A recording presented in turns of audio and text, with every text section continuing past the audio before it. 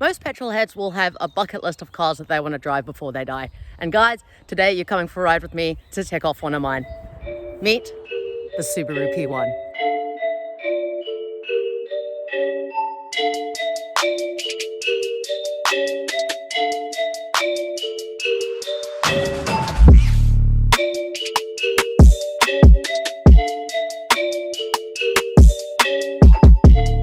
So this car belongs to a buddy of mine. Sean very, very kindly gave me the keys to this, which I cannot thank him enough. He bought this as an investment prospect. It needs ever so slight cosmetic restoration, which is understandable for something that is 20 years old. But still, this thing has only done 67,000 miles. So let's talk facts and figures and what makes this car so special. There are only 1,000 P1s produced in its entirety, which immediately is making it one of the more limited Subarus of this generation that you can buy. The P1 sits really snugly in the market between the 22B being the God and the JDM Type R STI. Another thing that differentiates them from the rest is the fact that they are actually European produced cars. There's a company which will be familiar to those who follow the World Rally Championship or that are Subaru enthusiasts. It was built by a company called ProDrive.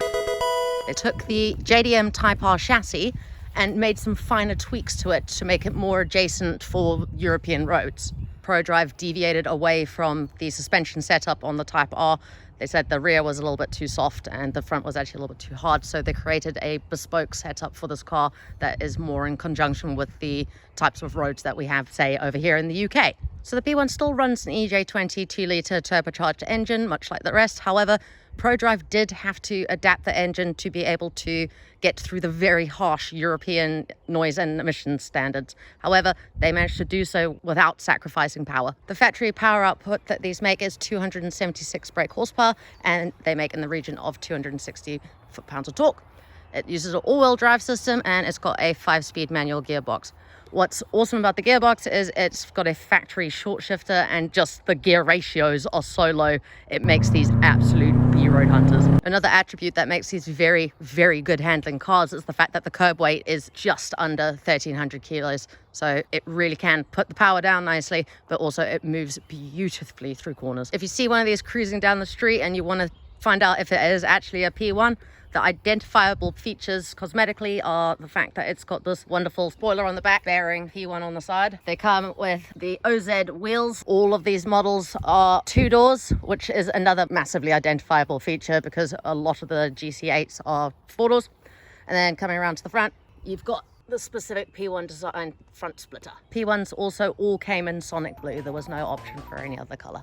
Upon original release, you could have had a couple of optional extras added to your P1. You could have had a ProDrive stamped back box, 18-inch Oz wheels rather than the 17s, 330mm Alcon brake kit, and electronically adjustable Recaros. This car has none of them, but it's still a great car.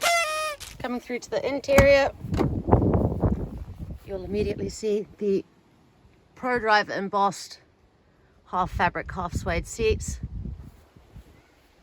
And as soon as you get in, you're greeted with this super nice Momo steering wheel. So the only 2 aftermarket bits that this car has is the Defi gauge and gauge pod up here. And a lot of the trims in here, they're all carbon effect, but unfortunately they've started to peel in places. Like I said, this is a car that needs ever so slight cosmetic restoration, and these are the sort of things that would get rectified.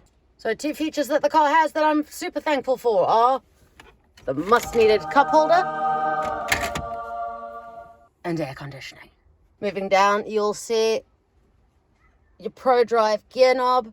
Guys, don't lose your knob. These things are like £300 to replace. Another benefit of buying a P1, but not the sole benefit, you do get the ProDrive floor mats, which I know sounds like me really being nitpicky here, but if you've seen the floor mats on the base models, you'll be very thankful to be greeted with these when you get in. Hello, Carl. Just look at that mileage. That is so cool. It's a nice second office, this. It's a really, really cool space to be. The seats are so comfortable. You've got these beautiful white dials up in front of you with a sort of like alley brushed effect backdrop. So those are the fundamental basics of what makes a P1 a P1. I may have missed a couple of things out, in which case, please do comment below any additions. Let's jump in. Let's go see what this thing is made of. And also, let's have a discussion as to whether this is actually a good place to put your money if you are a petrol head in this current climate.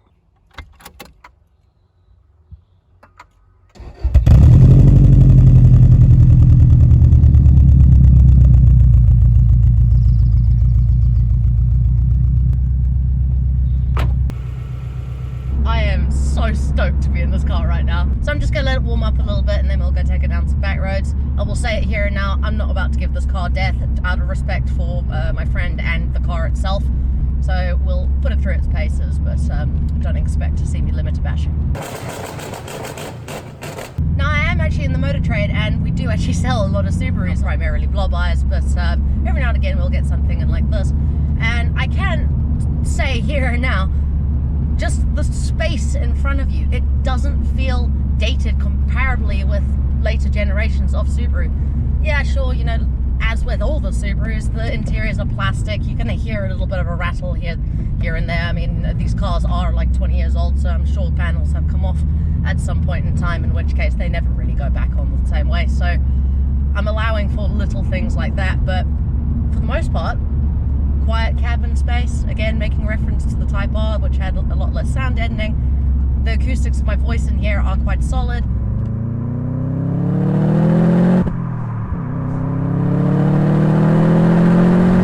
Yes! Oh, sorry, I said I wouldn't be a giggly schoolgirl about this, but you just can't help it. Do you know what it is? It's the confidence that you're coming up to a sharp corner and you don't feel any sort of panic because you know you can just throw it in and it's going to stay there. I mean, that is, you know, mostly to do with this, the fact that this is a four-wheel drive system, so you're going to have a little bit more grip anyway. But it's the fact that, yeah, when you're going into a corner, you know exactly where the wheels are. You get so much feedback through the steering wheel that it's very confidence-inspiring.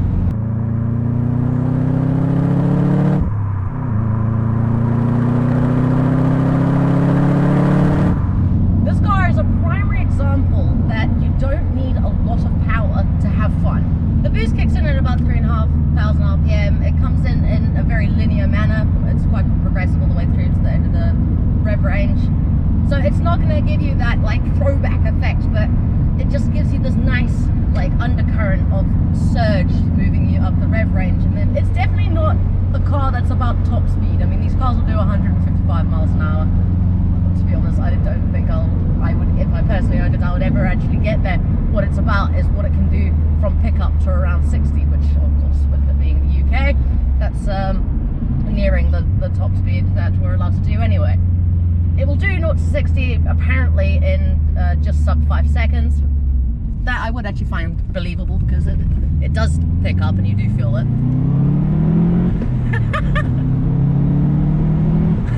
That's cool. And what's even better is as soon as you've done your little straight line punch, then you're into the corners, then you're in for a downshift, push it through, and it just does not move. This has all the creature comforts that I would ever want. It's got my cup holder, I've got my AC, it's got a degree of a sound system. Not that you would actually really want to be using that because you get verbal FM out the back. It's just such a nice space to be. And it's got absolutely everything that I would want out of a car, to be fair. I know, you know, in this day and age, everything's, these modern cars are all controlled by electrics, which is really, like, it just dampens the effect of, you know, you feel like you're the driver. A lot of the time, you get in these newer Mercs, Beamers and Audis, and you just, in essence, you feel like a passenger. You get in something like this, you feel like you're in control, you feel like you're the hero, and that's just a cool space to be. I'm stoked. Now, earlier on I said you could have option for 18-inch wheels over the 17s as standard. I actually personally prefer having the 17-inch wheels.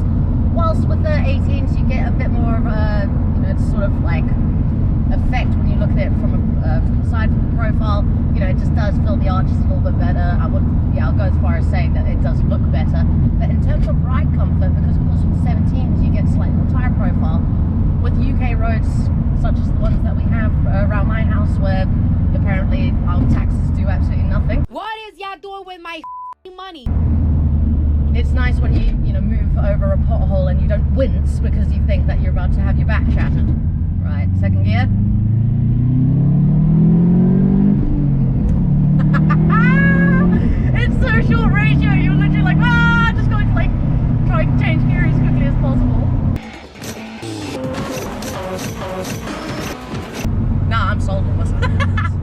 like this a lot, actually. For me, it is a pity that it is so expensive because it's vastly outside the price bracket that I could spend.